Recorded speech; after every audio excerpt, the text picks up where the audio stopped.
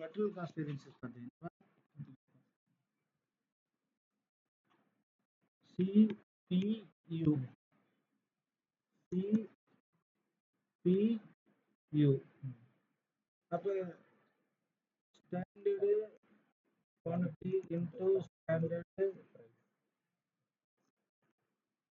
Minus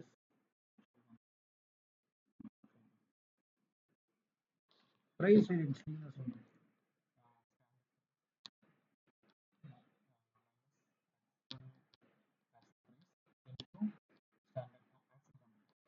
very good.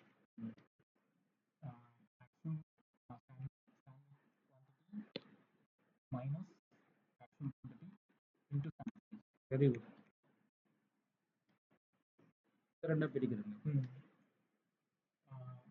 Mixed yield சரிங்களா?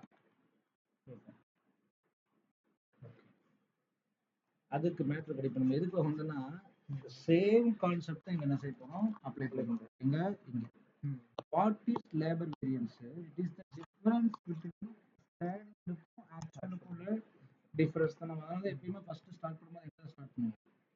Standard தான் start பண்ணுவோம். Standard always starts with standard. இப்போ பட்ஜெட்டுக்கும் ஒரிஜினலுக்குள்ள டிஃபரன்ஸ் தான். அது நமக்கு ஃபேவரபிளா, அதாவது எக்ஸ்பென்சஸ் வந்து டிக்ரீஸ் ஆனா ஃபேவரபிள், இன்கம் இன்க்ரீஸ் ஆனா ஃபேவரபிள் இல்லைங்களா? இதுக்கு ஆப்போசிட் என்ன இருக்கும்? அட்வர்ஸா இருக்கும். அதான் நீங்க புரிஞ்சுக்கணும். அவ்வளவுதான்.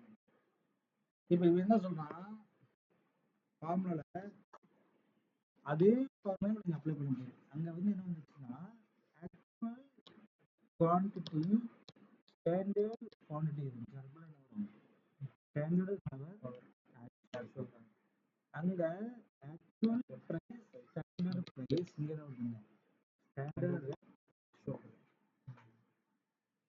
அவ்வளவுதான் இருக்குல்ல, புரிதல இருக்கும்.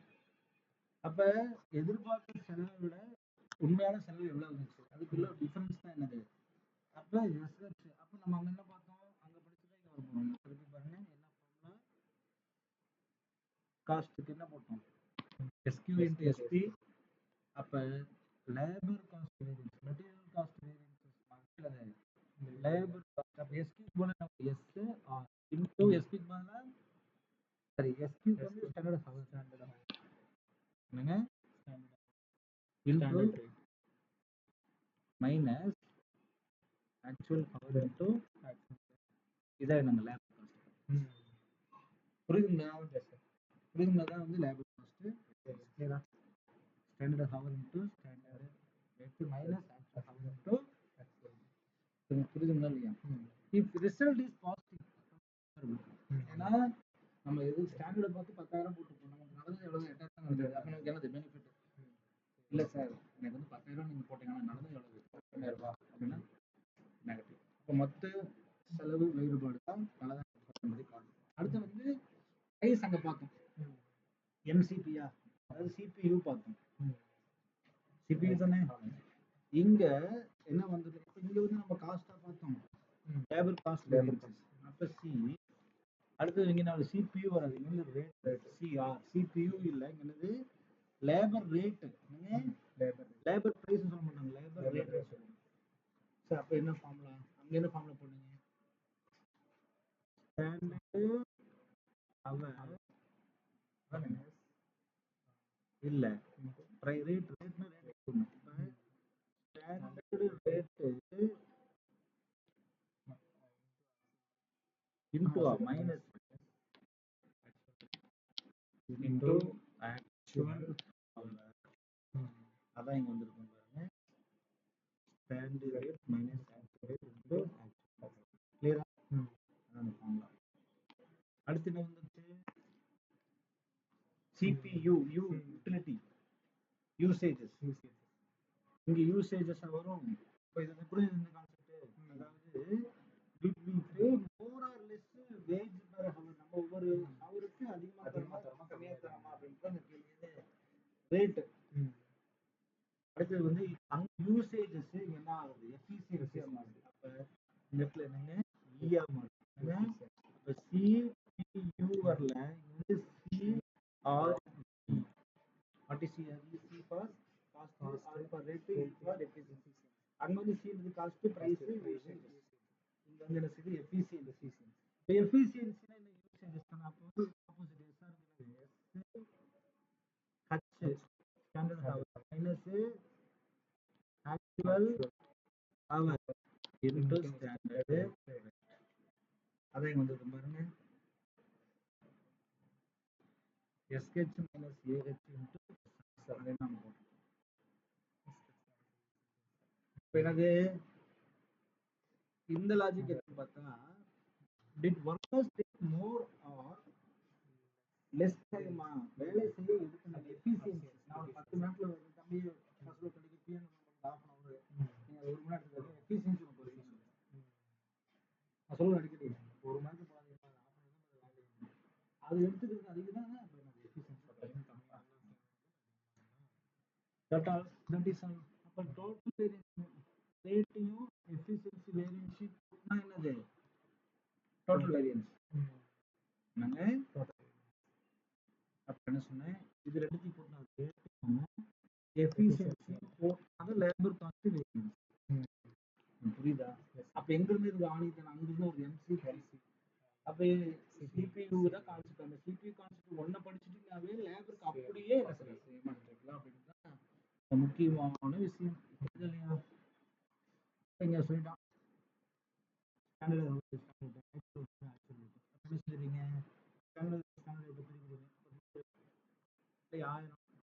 Minus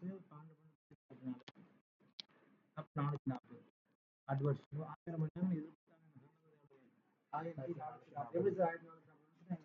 standard hour into standard rate, actual hour into actual rate. புரிஞ்சா?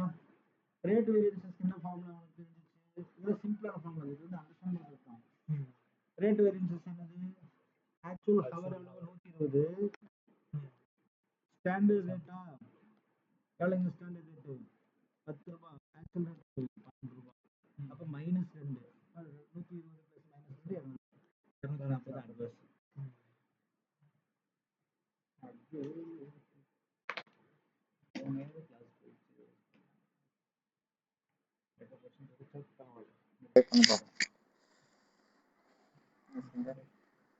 அடுத்தது 3 எஃபிஷியன்சி வேரியன்ஸ். என்னங்க எஃபிஷியன்சி வேரியன்ஸ்னா குவான்டிட்டி, அதாவது rate actual standard hour. What is standard hour? 100 120 -120 into standard rate. அப்போ -820 200. அப்போ 240 -200. இது ரெண்டுத்தையும் கூட்டினாரு தான் என்னங்க labour cost variance, rate efficiency. கிளியரா? ரெண்டுத்தையும் கூட மைனஸ் மைனஸ் மைனஸ் தான் ஆகும். அப்போ என்ன ஆச்சு 440 மைனஸ். அப்போ லேபர் காஸ்ட் வேரியன்சஸ்ல வந்து நம்ம பேசிக், அது நான் சொல்றது பேசிக்கு. திருப்பியும் இதே கான்செப்ட் நான் சொல்ல வரேன். சிபியூ என்னங்க, சிபியூக்கு முன்னால ஃபர்ஸ்ட் நம்ம எம்சிவி, அதாவது மிடில் காஸ்ட் வேரியன்ஸ் ஃபார்முலா என்னன்னு ஃபர்ஸ்ட் எழுதிக்கங்க. அதே ஃபார்முலா தான் அப்ளை பண்ண போறோம், வேற ஒண்ணுமே கிடையாது. Same formula, same application. ஆனா அதுக்கு பதிலாக என்ன செய்ய போறோம், இந்த இடத்துல வந்து standard price plus standard rate போட போறோம், ஆக்சுவல் பண்ண ஆக்சுவல் கவர் பண்ண போறோம், வேற ஒன்றும் கிடையாது. இந்த இடத்துல பிரைஸுக்கு பதிலாக ரேட்டுன்னு யூஸ் பண்ண போறோம், யூட்டிலைஸ்க்கு பதிலாக எஃபிஷியன்சி யூஸ் பண்ண போறோம், அவ்வளவுதான். இதுதான் வந்து labour cost efficiency, labour cost வேரியன்ஸோடைய பேசிக் ஃபார்முலா. திருப்பி நான் சொல்லி தரேன். டைரக்ட் லேபர் வேரியன்சஸ் என்பது it is difference between the standard labour காஸ்ட்டுக்கும் ஆக்சுவல் லேபர் காஸ்ட்டுக்கும் உள்ள வித்தியாசம். ஏன்னா ஒரு கம்பெனில வந்து வேலைக்கு சேர்த்தும் போது உனக்கு 1000 ரூபாய் கொடுக்கலாம்னு நினைக்கிறேன், ஆனா 1200 ரூபாய் கொடுத்தா எனக்கு நட்டம். 1000 ரூபாய் கொடுக்கலாம்னு நினைச்சிட்டு உனக்கு 800 ரூபாய் கொடுத்தா என்னது லாபம். ஏன் எப்படி வருது சார், இது எப்படி சார் நான் ஏற்படும் அப்படின்னும் போது சில காரணங்களால ஏற்படலாம். ஒன்று ரேட்னால ஏற்படலாம், அல்லது எஃபிஷியன்சினால ஏற்படலாம் அப்படின்றாங்க சார். அப்போ வந்து 4 விஷயம் நம்ம தெரிஞ்சாகணும் கண்டிப்பா. என்னங்க, ஸ்டாண்டர்டு ரேட்டு தெரிஞ்சாகணும், ஸ்டாண்டர்டு ஹவர் தெரிஞ்சாகணும், ஆக்சுவல் ரேட்டு தெரிஞ்சாகணும், ஆக்சுவல் ஹவர் தெரிஞ்சாகணும். இது 4ம் தெரிஞ்சிருச்சுனாவே நீங்க என்ன செய்யலாம், ஃபார்முலாவை அப்ளை பண்ண ஆரம்பிக்கலாம். ஃபார்முலா என்ன அப்படின்னு பார்த்தீங்கன்னா ரொம்ப சிம்பிளான ஃபார்முலா தான். லேபர் காஸ்ட் வேரியன்சஸ்க்கு என்னங்க, labour cost variance rate and எஃபிஷியன்சியா பிரிக்கிறீங்க. அப்ப வந்து இது எல்லாத்தையுமே ஸ்டாண்டர்ட் ஃபர்ஸ்ட் ஸ்டார்ட் ஆகணும். Standard hour into minus standard hour into standard rate, actual hour into actual rate. இது வந்து ரேட் நம்ம ரேட் தான் ஸ்டார்ட் ஆகணும். அப்போ வந்து standard rate minus actual rate into actual hour. Efficiency போது எஃபிஷியன்சி தான் ஸ்டார்ட் ஆகணும். அப்போ வந்து பார்த்தீங்கன்னா standard hour minus actual hour into standard rate. அவ்வளோதான் ஃபார்முலா. மொத்தம் 4 ஃபார்முலா போட்டால் you will get an answers. இது ரெண்டுத்தையும் கூட்டினா இந்த ஆன்சர் என்ன செய்யணும், வரணும் அப்படின்றதுக்கு உதாரணம் இங்கே இருக்குது இல்லையா. இது ரொம்ப ரொம்ப சிம்பிள். ஆனால் இது எக்ஸாமுக்கு வரதுக்கு வருமானா வரும். ஆனால் அதுக்கு முன்னால் நீங்கள் என்ன செஞ்சுக்கணும்னா முதல்ல இந்த ஃபார்முலாவை செட் பண்ணி வச்சுக்கணும். தட்ஸ் ஆல் இந்த கான்செப்ட். எம்சிபிக்கும் எல்சிபிக்கும் என்ன செஞ்சுக்கணும், ஃபர்ஸ்ட் கனெக்ட் பண்ணி வச்சுக்கிட்டாலே எந்த சம் கேட்டாலும் பேசிக் சம், அதுக்கப்புறம் ஆர்எஸ்சியில் அதுக்கு அடுத்து தான் பேசிக் ஃபார்முலா நீங்கள் என்ன